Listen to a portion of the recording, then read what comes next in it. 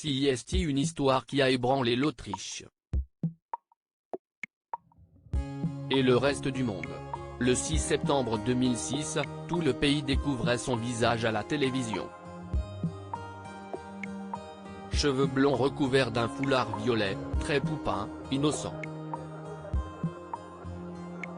Natacha Kampusch racontait son histoire sur la chaîne Orf 2, celle d'une écolière qui avait été kidnappée à l'âge de 10 ans et avait été séquestrée pendant 8 ans, subissant les pires sévices, jusqu'à ce qu'elle ne trouve une porte de sortie et ne prenne la fuite. Durant les dernières années de sa captivité, Natacha Kampusch avait rédigé quelques carnets, décrivant dans ces pages son calvaire. C'est à l'aide de ses écrits qu'elle a pu dévoiler une version complète de cette longue et abominable période dans un livre autobiographique intitulé 3096 jours, titre correspondant à tout ce temps passé chez son ravisseur. Natacha Kampusch avait été kidnappée sur le chemin de l'école en 1998. Tout s'est passé en un seul mouvement, comme si la scène avait été chorégraphiée. Une chorégraphie de la terreur, écrivait-elle. Ai-je crié? Je ne crois pas. Tout en moi, pourtant, n'était qu'un seul cri.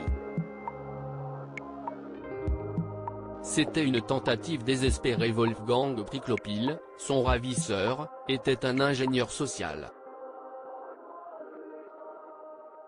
Il avait d'abord enfermé Natacha Kampusch dans un cachot de 5 mètres carrés, puis il l'avait autorisée à remonter à la surface, dans sa maison située en banlieue viennoise. Il avait alors fait d'elle son esclave, la frappait, la privait de nourriture, l'obligeait parfois à dormir ligotée à lui ou à faire le ménage à demi-nu. Au bout de 2 ans, elle avait eu le droit de sortir dans le jardin.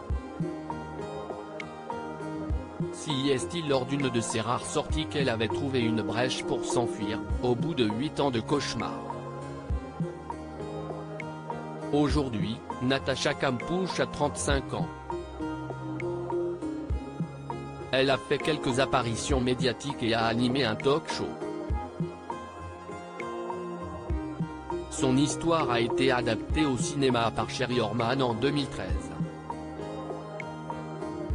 Abusée sexuellement et psychologiquement, elle explique avoir régressé à l'époque à l'âge mental de 4 ou 5 ans pour parvenir à s'en sortir. C'était une tentative désespérée pour créer un petit refuge dans une situation sans espoir, assure-t-elle. Je lui demandais même de m'embrasser pour me souhaiter bonne nuit, comme le faisait ma mère. Je faisais n'importe quoi pour préserver l'illusion de la normalité.